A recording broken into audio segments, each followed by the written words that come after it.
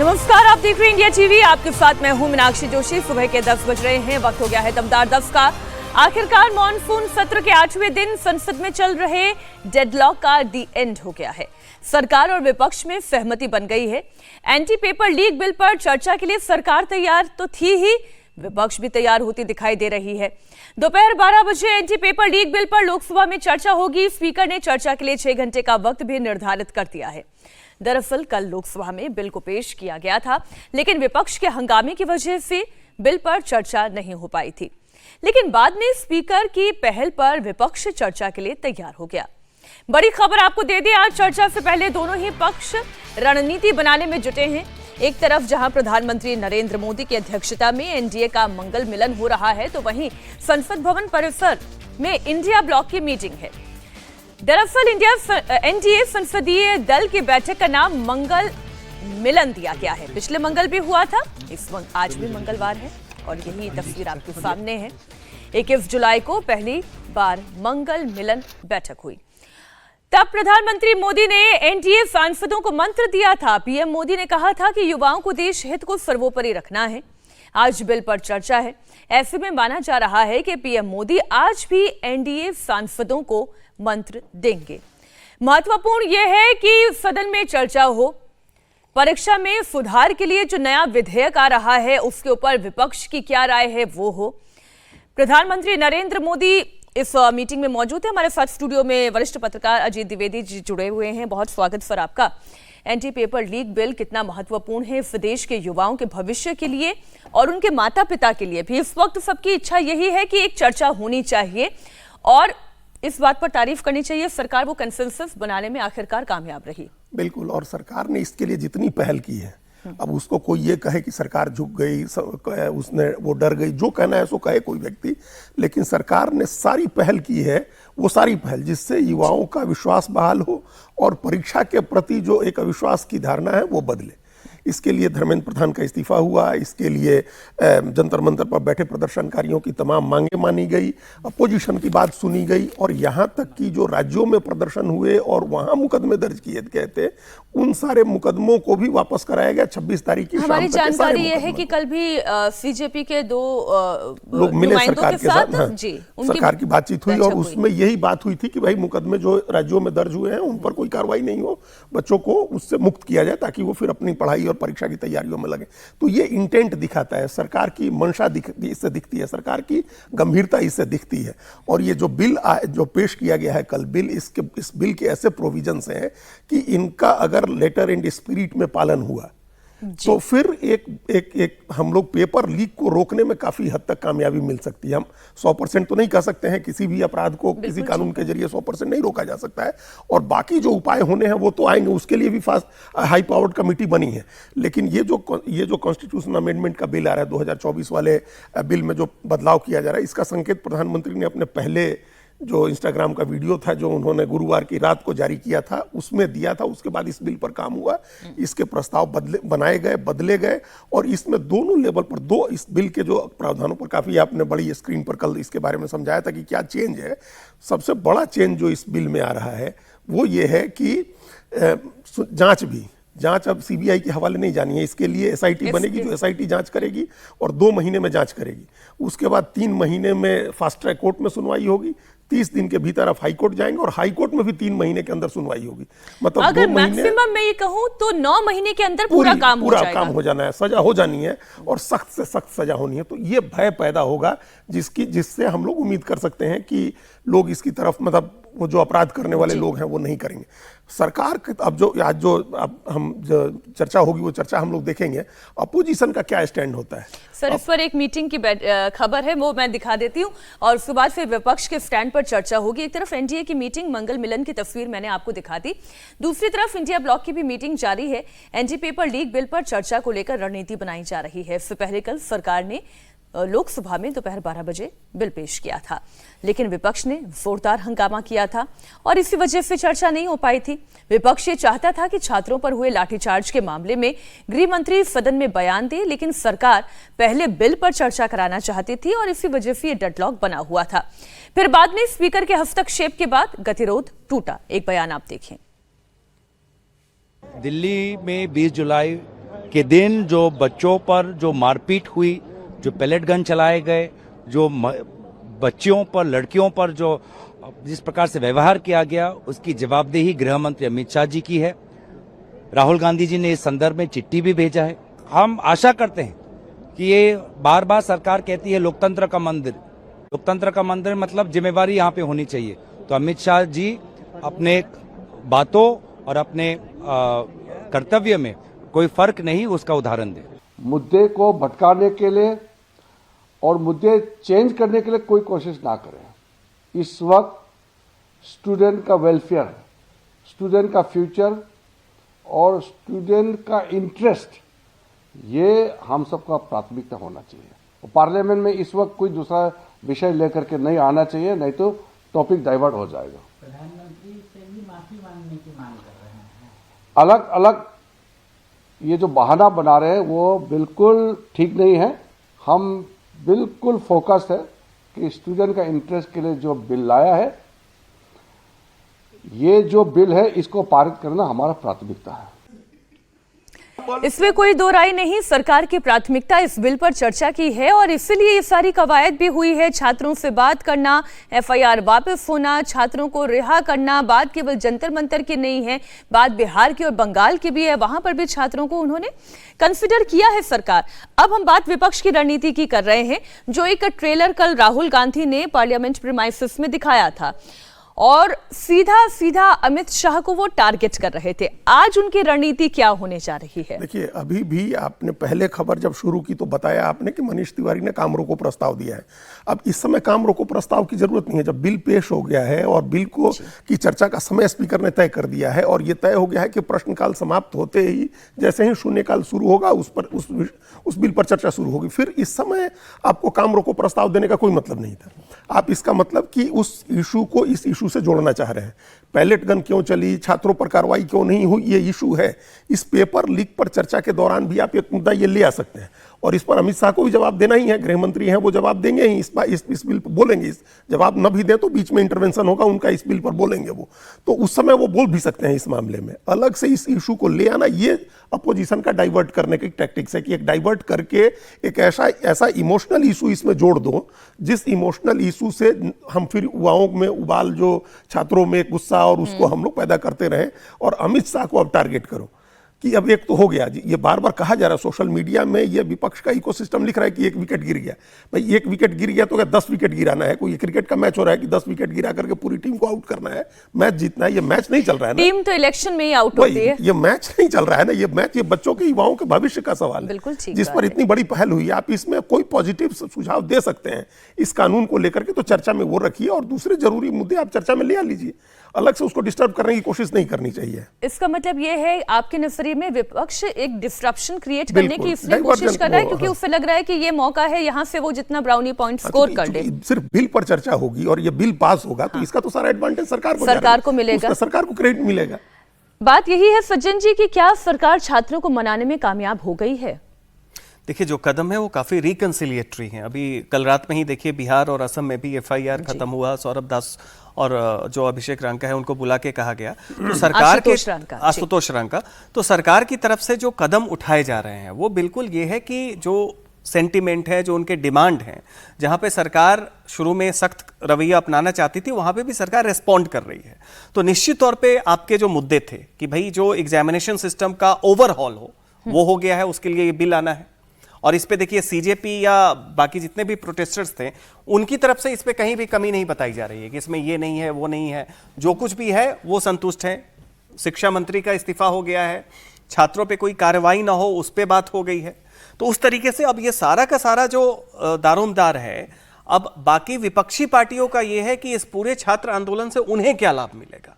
अब देखिए, पार्लियामेंट को डेलिबरेटिव चैम्बर भी कहते हैं कि वो चर्चा करने का चैम्बर है। आप एक तरफ तो कहते हैं कि साहब हमें सरकार बोलने नहीं देती है, हमारी तरफ कैमरे नहीं रहते हम जब बोलते हैं, और यहां पे जब बिल पेश की जा रही है जिसपे छात्रों का डिमांड है और उन्होंने इस मुद्दे पे सरकार के निर्णय से संतुष्ट होकर अपना आंदोलन वापस लिया है, अब आप उस पर चर्चा जब नहीं होने देना चाह रहे हैं तो मतलब कि आपकी प्रतिबद्धता छात्र आंदोलन के साथ भी कहीं ना कहीं संदिग्ध है।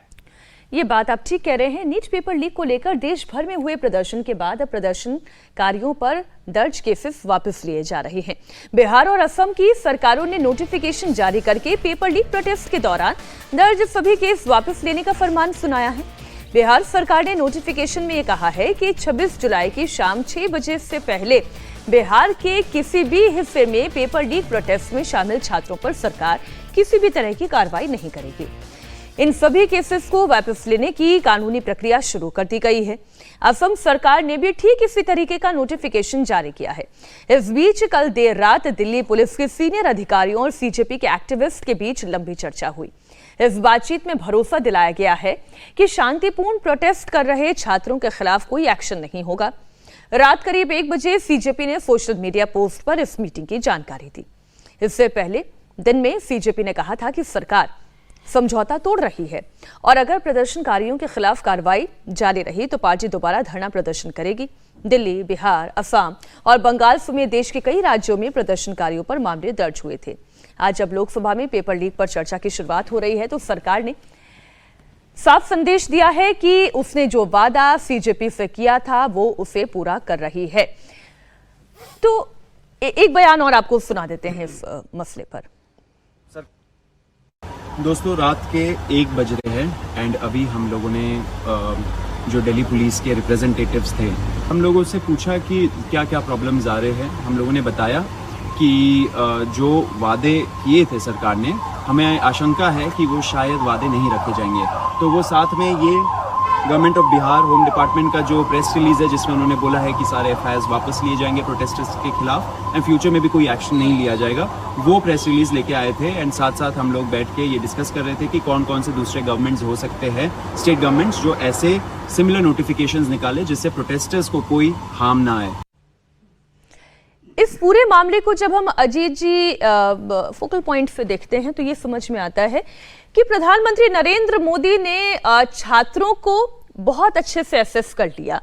उन्होंने ये असेस कर लिया कि नीट पेपर लीक का मुद्दा कोई छोटा मुद्दा नहीं है, ये बहुत बड़ा मुद्दा है। और उन्होंने ये भी समझ लिया कि अब मंत्रियों से ये हैंडल होने वाली चीज नहीं है, इसमें उन्हें खुद अब आना होगा। और जहां से उन्होंने एंटर किया है वहां से चीजें बहुत ड्रास्टिकली बदली हैं। क्योंकि लोग भी जान रहे थे, आंदोलनकारी छात्र भी जान रहे थे कि इसमें डिसीजन कौन ले सकता है या कौन डिसीजन करेगा जिसकी बात पर हम लोग विश्वास कर सकते हैं। और उन्होंने टारगेट भी तो सिर्फ प्रधानमंत्री को किया था। विश्वास प्रधानमंत्री पर है कि वो कर सकते हैं। हाँ, इसलिए टारगेट भी उन्हीं को किया। प्रधानमंत्री ने एकदम इस मैसेज को समझ लिया कि वो हमसे संवाद चाहते हैं, वो किसी और से संवाद करना नहीं चाहते हैं। आप देखिए कितना डिजास्टर रहा था पहली मीटिंग जो हुई थी जेपी नड्डा के साथ। दोनों लोग गए थे, बॉडी लैंग्वेज देखिए कितना डिटैच्ड थे। दोनों लोग बैठे, बात किए, चले, या कोई बात नहीं हुई। उसके बाद इन लोगों ने कहा कि कोई बात नहीं करेंगे हम। तो उसके बाद ही प्रधानमंत्री आए। उनको पता था कि छात्र हमसे संवाद करना चाह रहे हैं, जो मैसेज कर रहे थे, जो जिन चीजों को लेकर के आलोचना हो रही है कि ऐसे ऐसे नारे लिखे, वो बच्चे इसलिए लिख रहे थे, अटेंशन उनको चाहिए था प्रधानमंत्री का। और इस बात को प्रधानमंत्री ने समझा। बाकी लोग नहीं समझ रहे हैं, बाकी लोग अभी भी उनकी आलोचना कर रहे हैं छात्रों की। बाकी लोग इसमें साजिश थ्योरी देख रहे हैं, बाकी लोग इसमें यह देख रहे हैं कि सरकार ने ही प्रायोजित किया था। कई लोग ये बता रहे हैं कि सोनम वांगचुक सरकार के ही आदमी थे। ये सब इस तरह के किसी भ्रम में प्राइम मिनिस्टर नहीं है। उन्होंने समझ लिया था कि छात्र उनसे संवाद करना चाहते हैं। उन्होंने गुरुवार की रात को 12 बजे वो संवाद शुरू किया। और आज हम लोग, आज देखिए मंगलवार आते आते सारी चीजें आज अभी एक हफ्ता भी पूरा नहीं हुआ है और ये सारी चीजें एकदम समाप्त होने की स्थिति में आ गई, द एंड होने की स्थिति में आ गई। छात्रों के प्रोटेस्ट, उससे उठे सारे मुद्दे सुलझाए जाने की स्थिति में आ गए 5 दिन के अंदर। ये प्राइम मिनिस्टर ने पहल की। लेकिन उस पहल में भी आप देखिए सरकार किसी को फ्री पास नहीं दे सकती है। बिल्कुल ठीक बात, ओपन एंडेड कोई चीज नहीं हो सकती है। तो इसलिए एक सनसेट क्लॉज हर चीज में होता है। तो ये क्लॉज, इसमें 2 क्लॉज बहुत इंपॉर्टेंट थे। एक जो 26 तारीख की सीमा है, अब इसका आप ये नहीं हो सकता इसके नाम पर चारों तरफ आप प्रोटेस्ट करते रहे। और दूसरा क्लॉज उसमें कि जो शांतिपूर्ण प्रदर्शन हुए, ये 2 बातें। अभी सौरभ दास ने भी कहा कि पुलिस ने साफ शब्दों में कहा कि शांतिपूर्ण जो प्रदर्शन हुआ है उसमें शामिल लोगों को के खिलाफ मुकदमा नहीं चलेगा। तो ये 2 ये बात बिल्कुल साफ। इसमें अगर कोई असामाजिक तत्व है, कोई उपद्रवी है, तो उसको ट्रेस करना ये पुलिस का काम है। पहले ट्रेसिंग तो हो। इमरान मसूद क्या कह रहे हैं वो आपको सुना दें। देखिए क्या हो गया। उस बच्ची ने 4 क्वेश्चन करे एनटीटीए में। उसने डाला कि साहब मैंने ये अटेम्प्ट किए थे और ये मेरे सही हैं। उसने आकर मेला 2 बार डाल चुकी, लेकिन एनटीटीए से कोई जवाब नहीं है। और उसको अगर 16 नंबर मिल जाएंगे, क्योंकि उसके 4 क्वेश्चन है, उसको 16 नंबर प्लस होंगे, उसको 16 नंबर मिल जाएंगे, उसकी रैंक बहुत हाई हो जाएगी। अब उसे कॉलेज नहीं मिलेगा, गरीब बच्ची है। तो ये पोजीशन है कि मैंने उससे लिखवा कर इसीलिए लिया, ये पूरा देकर गई है वो बच्ची मुझे भी। और 4 क्वेश्चन उसके हैं जो उसके अंदर ओमर शीट के अंदर वो नहीं कर रहा है। तो ये जो एनटीटीए की गड़बड़ियां हैं, इन्हीं गड़बड़ियों के खिलाफ तो सारा ड्रामा है ये। आप लोग लगातार जो युवाओं के ऊपर मुकदमे अभी भी हो रहे हैं, मैं किसी के आईक्यू ईक्यू पर कोई प्रश्न चिन्ह नहीं खड़ा कर रही हूँ सज्जन जी, लेकिन क्या वाकई में इमरान मसूद समझदारी की बात कर रहे थे? नहीं, देखिए, त्रासदी क्या है कि इमरान मसूद से आप बहुत सारे मुद्दों पे बुलवाइए, अल्पसंख्यकों के मुद्दे पे बुलवाइए, वक्फ पे बुलाइए, 3 तलाक पे बुलवाइए, उनसे शिक्षा पे बुलवा रहे हैं आप। भाई पार्टी ने इनको अधिकृत किया होगा तभी तो इनका फुटेज लगातार आए जा रहा है। इसमें अधिकृत क्या है? अल्पसंख्यक हैं, कांग्रेस पार्टी हमेशा अल्पसंख्यकों की हितैषी दिखना चाहती है। तो सलमान खुर्शीद कहाँ चले गए? राहुल गांधी डायरेक्ट बात नहीं करते। राहुल गांधी जो है वो सीधा आरोप लगाते हैं सरकार पर, वोट चोरी, चढ़ावा चोरी, चंदा चोरी, पेपर चोरी, यही सब तो चल रहा है। विपक्ष का टेम्पलेट क्या है सर? देखिए, विपक्ष का टेम्पलेट सीधा है।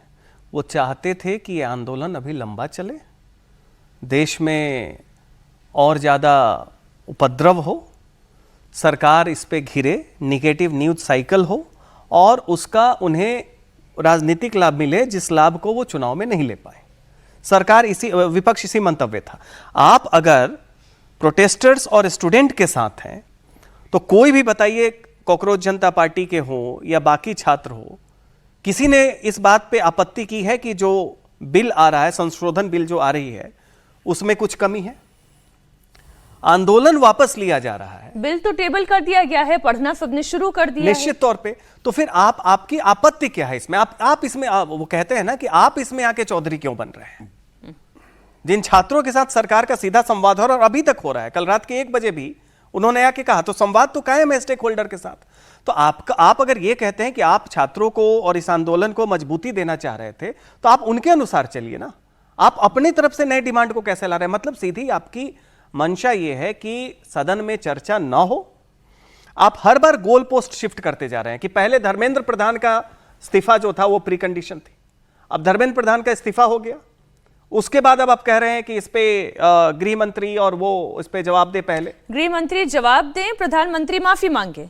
निश्चित तौर पे तो सवाल है कि अगर ये शर्तें, मान लीजिए एक तर्क के लिए ये शर्तें होती भी, तो ये शर्तें कॉकरोच जनता पार्टी और स्टूडेंट्स को रखने का अधिकार था।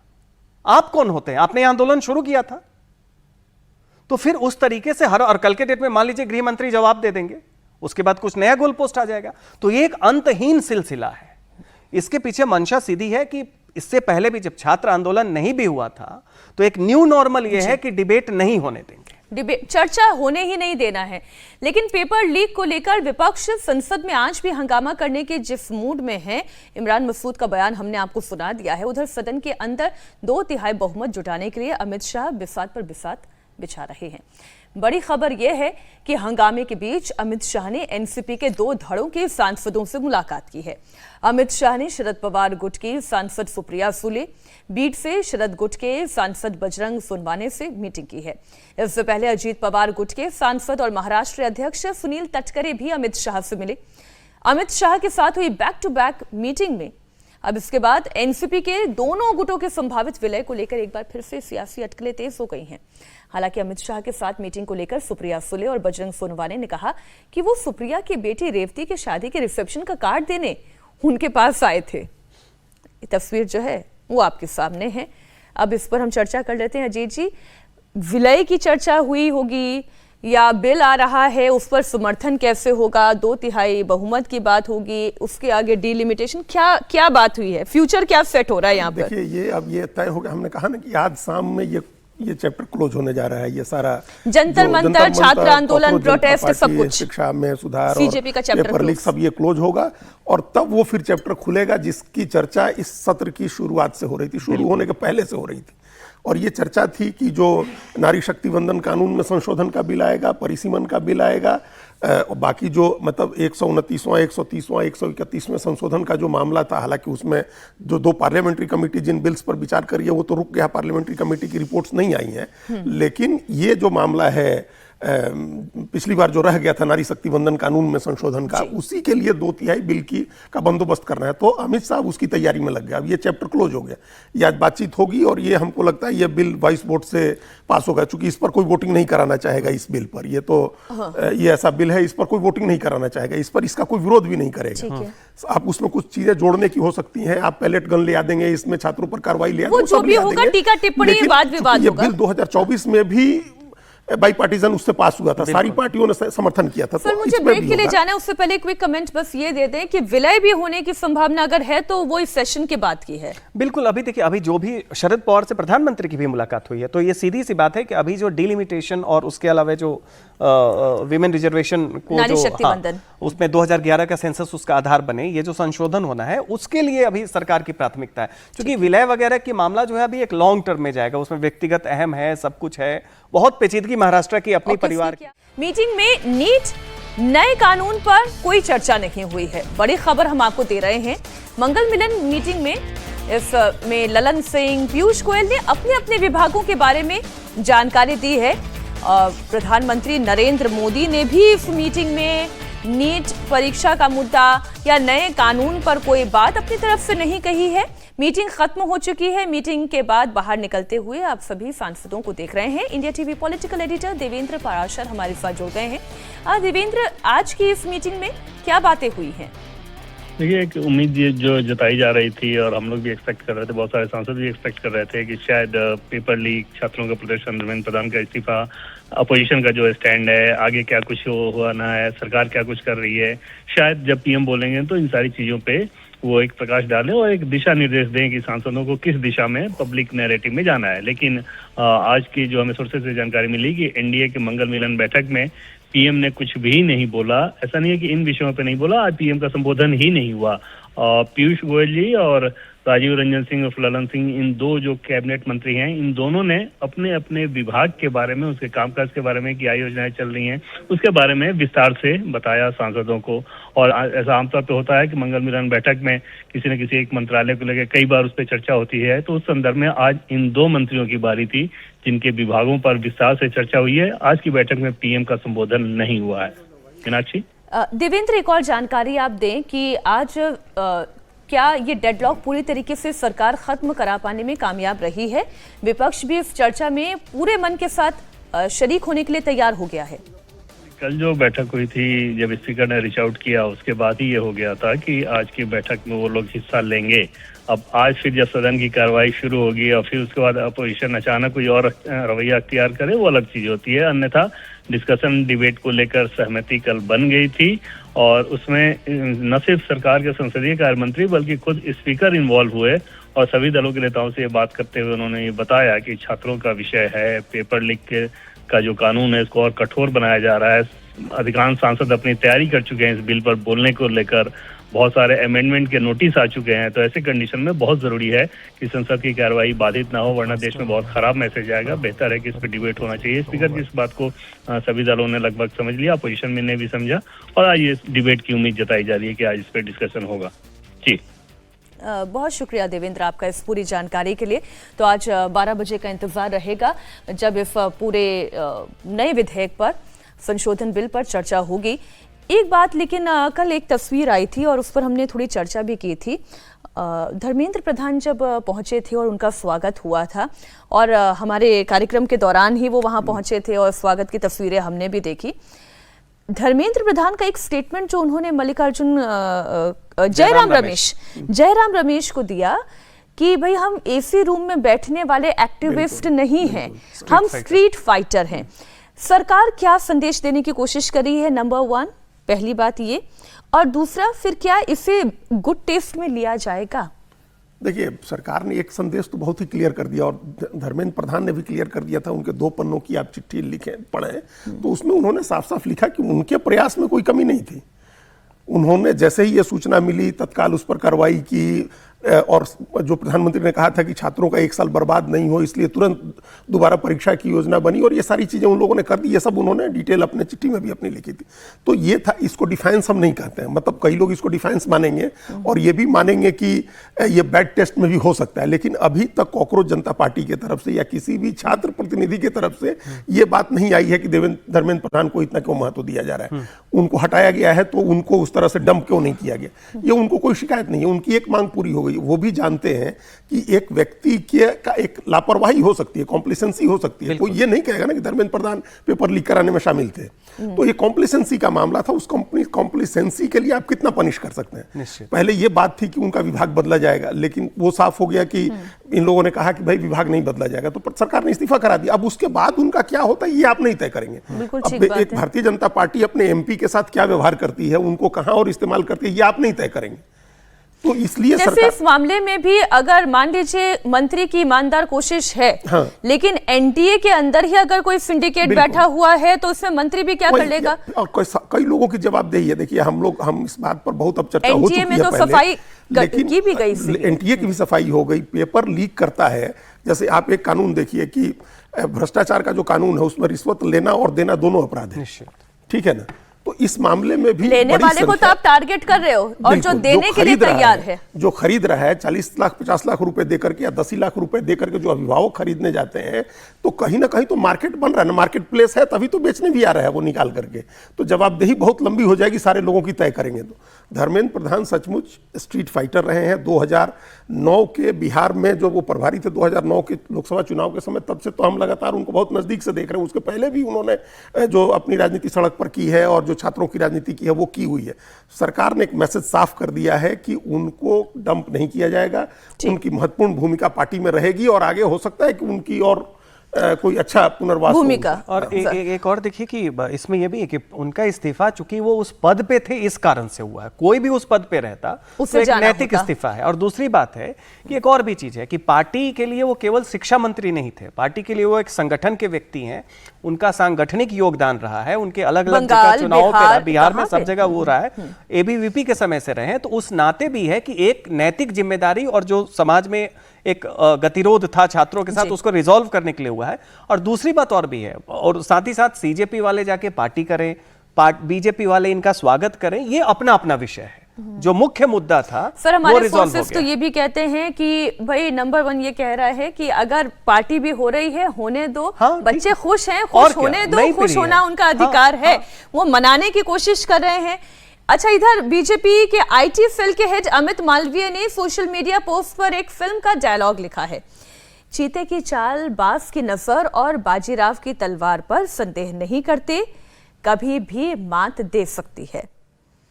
अब वो कहना क्या चाह रहे हैं एक बार फिर? ये बाजीराव का डायलॉग है ना, फिल्म का डायलॉग है। ये जो आपने कहा ना, चाय से ज्यादा केतली गर्म रहती है, ठीक है। अब ये सब बातें ये क्यों कह रहे हैं? ये आप किसको चिढ़ाना चाह रहे हैं? आप देखिए, प्रधानमंत्री मोदी की जो है वो रिकंसिलिएटरी है। वो नई पीढ़ी के संवाद को, बावजूद इसके कि उसमें बहुत तरह की जो भाषा थी उसकी मर्यादा पे हर किसी को आपत्ति है, बावजूद इसके वो संवाद कायम कर रहे हैं। और वहां पे ये आप जले पे नमक लगाने की कोशिश कर रहे हैं। तो एक तरीके से अगर आप देखिए, इस तरह के जो ट्वीट हैं, ये प्रधानमंत्री मोदी की जो पहल है कि इंस्टाग्राम पे आके वो वीडियो बना के जनरेशनल कम्युनिकेशन के मोड पे आके आत्मसात करने की कोशिश कर रहे हैं, को वो खत्म कर रहे हैं और ये बढ़ाने का काम करता है। तो यहां पे ये परिपक्वता भी देखिए, ग्रज के साथ कोई वार्ता नहीं हो सकती है। प्रधानमंत्री को ग्रज नहीं है, आपको ग्रज है। यहां पे ये एक पॉजिटिव और मैच्योरिटी पॉलिटिकल कम्युनिकेशन में ये बहुत ही इमैच्योरिटी को दर्शाता है कि जब आप कहते हैं, फिर अगर कोई ये भी लिख दे कि तू डाल डाल मैं पात पात, अगर मान लीजिए कॉकरोच जनता पार्टी से ये चलने लगे, ये दोनों तरफ से इसी तरीके से, तो फिर प्रधानमंत्री का जो एक संवाद है, देखिए कॉकरोच जनता पार्टी की मैच्योरिटी है कि प्रधानमंत्री के कम्युनिकेशन के बाद, उसके बाद उन्होंने धर्मेंद्र प्रधान पे या जो अभी बिल आ रहे हैं उस पे कहीं से कोई भी बयान नहीं दिया है, कोई आपत्ति नहीं दी है, बिल्कुल फोकस्ड रहा है। स्नाइपर शॉट है, इस तरह की इनडिस्क्रिमिनेट फायरिंग नहीं करना चाहिए। जब बिल्कुल ये स्नाइपर शॉट जो आपने कहा, प्रधानमंत्री मोदी की अप्रोच भी वही है, स्नाइपर शॉट। हाँ, तो उसका असर भी दिख रहा है ना। और वो तो क्या हो, स्नाइपर शॉट का तो यही मतलब है ना कि आपको रिजल्ट तुरंत सामने आ जाए। तो रिजल्ट तो सामने आ गया है, और हम लोग अभी चर्चा कर ही रहे थे कि 5 दिन भी नहीं हुए। राहुल गांधी ये स्नाइपर शॉट क्यों नहीं लगा पा रहे हैं? देखिए उनके पास एक तो मौका नहीं है, उनकी वैसी तैयारी नहीं है और वो ऐसी पोजीशन में भी नहीं है। सर मौके तो इतने आए, कितने मौके नहीं आए। पहले फ्लोर पे वो क्या मुद्दा लेकर आने वाले थे, राम मंदिर चढ़ावा चोरी का मुद्दा। अभी फिर ये पेपर लीक का मुद्दा, उन्होंने देखा कि छात्रों ने उसे इतना बड़ा बना दिया है तो फिर वो इस मुद्दे में आए। तो मुद्दा तो ऐसा नहीं है कि विपक्ष के पास मौका नहीं हम है। कह रहे हैं कि उनके पास मौका नहीं मिला, क्योंकि वो तो जब तक उतरे आंदोलन में तब तक आंदोलन उनकी रीत से बाहर हो गया था। मुद्दे की बात नहीं कही हमने, मौके की बात कही। मौका उनके पास जब था वो चूक गए थे। तो मुद्दे जिस से समय मौका वो उठाते ना सर। वही उतरे प्रधानमंत्री के घर के बाहर प्रदर्शन करने गए, लेकिन तब तक मौका उनके हाथ से निकल गया था, वो रीत से बाहर हो गया था। वो कॉकरोच जनता पार्टी के हाथ में चला गया था, यूथ के हाथ में चला गया था और उसके बाद खुद प्रधानमंत्री ने अपने हाथ में ले लिया। उनको मौका नहीं मिला, वो ऐसी पोजीशन में भी नहीं है जहां से स्नाइपर शॉट लगा सके। स्नाइपर शॉट लगाने के लिए आपको टॉप पर बैठना होता है और आपके हाथ में बहुत हाई पावर की राइफल होनी चाहिए। उनके पास न वो पोजीशन है और न उनके पास वो हथियार। थोड़ा पेशेंस भी चाहिए होता है, आपको वेट करना पेशेंस होना चाहिए, उनमें हवा की रफ्तार कैसी है, आपका टारगेट कैसा है, ये सब देखना होता है। ना पोजीशन है ना पेशेंस है, बिल्कुल सलाहियत भी नहीं है। मैं अगली खबर बता दूं। इधर समाजवादी पार्टी के सांसद रमाशंकर राजभर ने इंडिया टीवी से बात की। रमाशंकर राजभर ने कहा कि सरकार जेनजी के गुस्से को समझ नहीं पा रही है। कानून बने तो उसका पालन होना भी जरूरी है।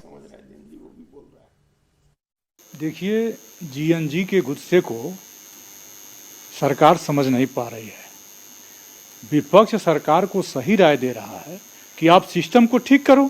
अगर सिस्टम ठीक होता तो आज जो अधिनियम ले आ रहे हैं संशोधन के लिए, वह अधिनियम तो 2024 में भी आया था और उसमें सख्त से सख्त कानून है, उसमें सख्त से सख्त कानून है, जुर्माना भी है, सजा भी है।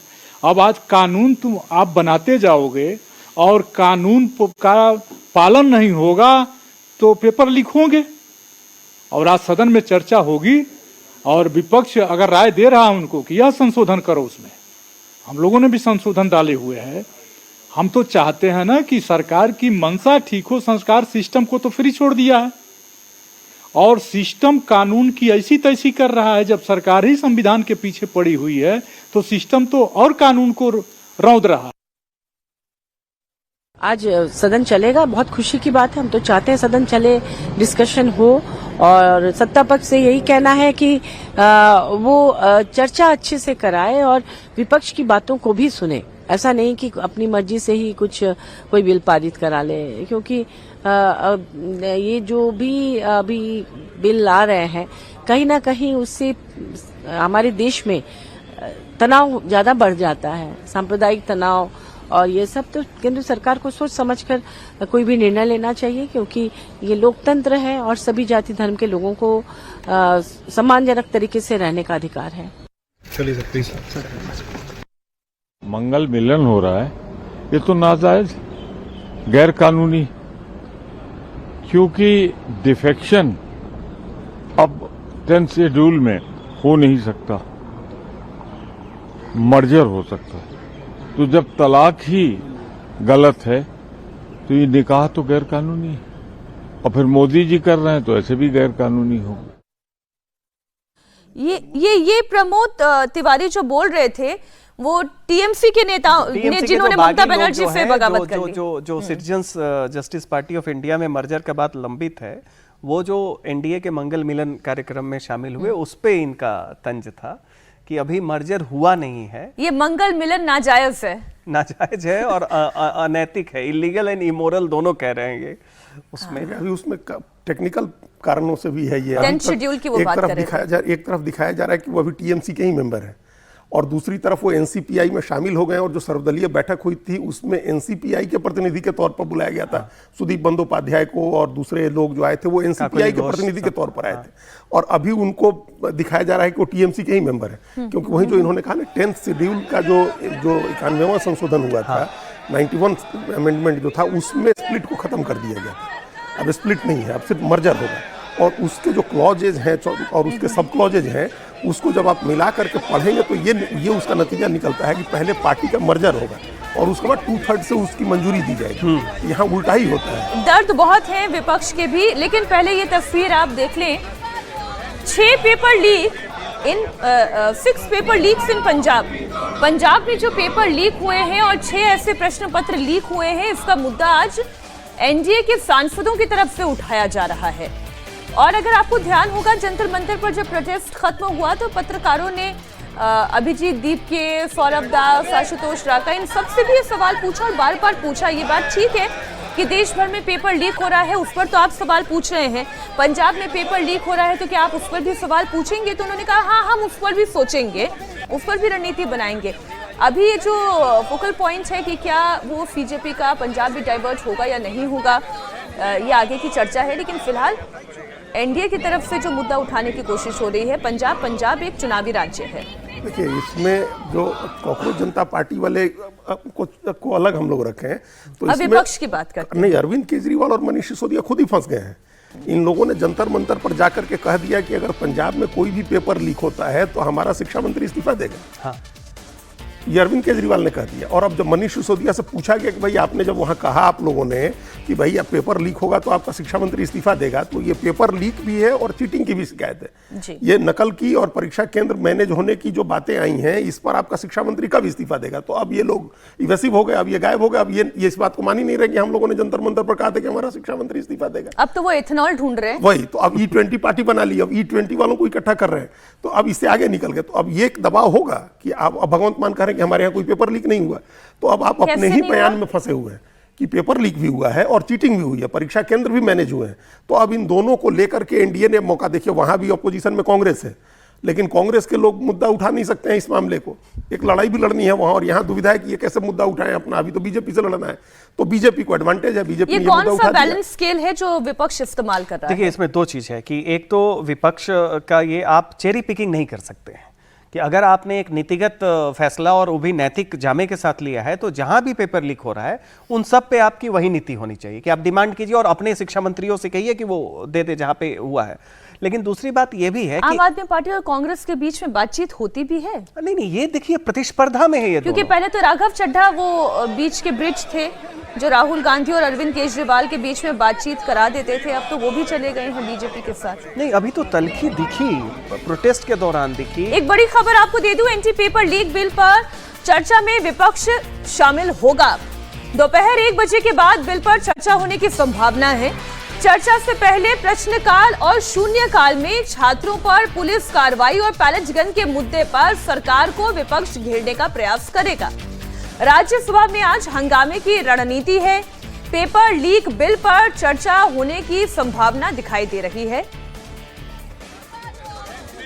राहुल गांधी अपनी तरफ से बात रखेंगे, प्रियंका गांधी वाड्रा इस मुद्दे पर बोलेंगी। इसके अलावा समाजवादी पार्टी के मुखिया अखिलेश यादव भी इस मुद्दे पर बोलेंगे। गौरव गोगोई, केसी वेणुगोपाल अपनी बात रखेंगे। इस पर और ज्यादा जानकारी के साथ India TV political editor Devendra Parashar हमारे साथ जुड़ गए हैं। देवेंद्र, आपके पास क्या जानकारी आ रही है? जी, आज जो अपोजिशन की बैठक हुई थी, उस बैठक में ये तय किया गया कि पेपर लीक के मसले पर जो चर्चा होगी, जो बिल लाया जाएगा, जैसा कि पहले मैं रिपोर्ट बता रहा था कि उस पर हिस्सा लेगा अपोजिशन। हालांकि उससे पहले जब क्वेश्चन आवर होगा या 0 आवर होगा तो वहां पर जरूर नारेबाजी की जाएगी। और उसमें जो कल भी नारेबाजी जो की जा रही थी कि छात्रों पर लाठीचार्ज का मुद्दा उठाकर उस पर नारेबाजी की जाएगी, लेकिन उसके बाद जब डिस्कशन शुरू होगा बिल पर तो उस बिल में हिस्सा लेगा अपोजिशन। दूसरी तरफ राज्यसभा में आज भी हंगामा होगा। राज्यसभा में कल जब ये बिल आएगा पेपर लीक का, लोकसभा में से पास होने के बाद, तो वहां भी फिर अपोजिशन हिस्सा लेगा। दूसरी दिलचस्पी ये देखने को मिल रही है कि अपोजिशन अपने तरफ से, चाहे कांग्रेस पार्टी हो या बाकी दलों की अगर बात कर लें, तो अपने सभी बड़े नेताओं को इस चर्चा में भाग लेने का उन लोगों ने रणनीति बनाई है, इस लिहाज से कि पता है उनको कि ये यूथ का सेंटिमेंट है और ऐसे में बहुत जरूरी है कि ज्यादा से ज्यादा आप क्रेडिट लें। और उसी लिहाज से कांग्रेस पार्टी भी अपने बड़े नेताओं को इसमें बुलवा रही है, चाहे बाकी दूसरे समाजवादी पार्टी की बात कर रहे हैं, अलग अलग दलों की बात कर रहे हैं। तो उस लिहाज से एक दिलचस्प डिबेट देखने को मिलेगा जिसमें बहुत सारे फैक्ट्स को लेके बहुत सारे तर्क वितर्क सामने नजर आएंगे। तो दूसरी तरफ उसका एक पॉलिटिकल एस्पेक्ट भी होगा। देखना होगा कि सरकार यानी कि सत्ता पक्ष उसे कैसे काउंटर करता है। एक और जानकारी आप दें देवेंद्र की, क्योंकि अब विपक्ष का टारगेट गृह मंत्री अमित शाह है। बार बार उन्हें लेकर नारे लगाए जा रहे हैं, उन्हें टारगेट पे लिया जा रहा है। संभावना क्या ऐसी है कि गृह मंत्री अमित शाह खुद हर एक मसले पर और खास तौर पर पुलिस लॉ एंड ऑर्डर के मसले पर जवाब दें?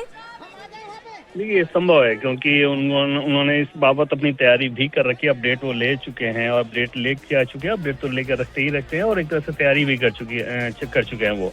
और अमित शाह की अगर स्ट्रेटजी की बात करें तो हमेशा इस बात में यकीन करते हैं कि अगर सवाल खड़ा हो, पार्लियामेंट में सवाल खड़ा हो, तो संबंधित मंत्री को जरूर इस पर जवाब देना चाहिए और फैक्ट्स के साथ जवाब देना चाहिए। खासतौर पे अपने मंत्रालय को लेकर तो हमेशा ही इस बात को कहते रहे हैं कि अगर हमारे मंत्रालय पर कोई सवाल खड़ा हो या हमने कुछ किया और उसको लेकर कोई स्पष्टीकरण कोई चाहे या सवाल खड़ा किया जाए तो उसका जवाब देना मेरा काम है, मेरी जिम्मेदारी है। और उस लिहाज से ये उम्मीद जताई जा रही है कि शायद इस बिल पर वो इंटरवेन करें। कल उन्होंने दिन भर इस पर रणनीति बनाई है और इस बिल को लेकर भी कैसे इस बिल को ज्यादा से ज्यादा प्रभावी बनाया जाए, ऑलरेडी सरकार उस पर काम कर चुकी है। तो देखना होगा कि अब आज का डिबेट ये किस रूप में जाता है, अपोजिशन के जितने अमेंडमेंट आ रहे हैं उस अमेंडमेंट पर सरकार कैसे रिस्पॉन्ड करती है, क्या इसके बाद इसको किसी कमेटी में ही भेजा जाता है या आज पास करा लिया जाता है। ये सारी चीजें तो डिबेट जब आगे बढ़ेंगे उसके बाद समझ में आएगा, जब डिस्कशन आगे बढ़ेगा तब उसके बाद समझ में आएगा। जी शुक्रिया आपका पूरी जानकारी के लिए। तो इतना तो तय है कि चर्चा होगी, चर्चा बेहतरीन चर्चा होगी, पक्ष और विपक्ष दोनों तरफ से बहुत सारे फैक्ट्स आएंगे और असल में अब पार्लियामेंट काम करना शुरू करेगी। आज दमदार 10 में इतना ही। बहुत शुक्रिया अजीत जी आपका भी, सज्जन जी आपका भी हमारे साथ जुड़ने के लिए।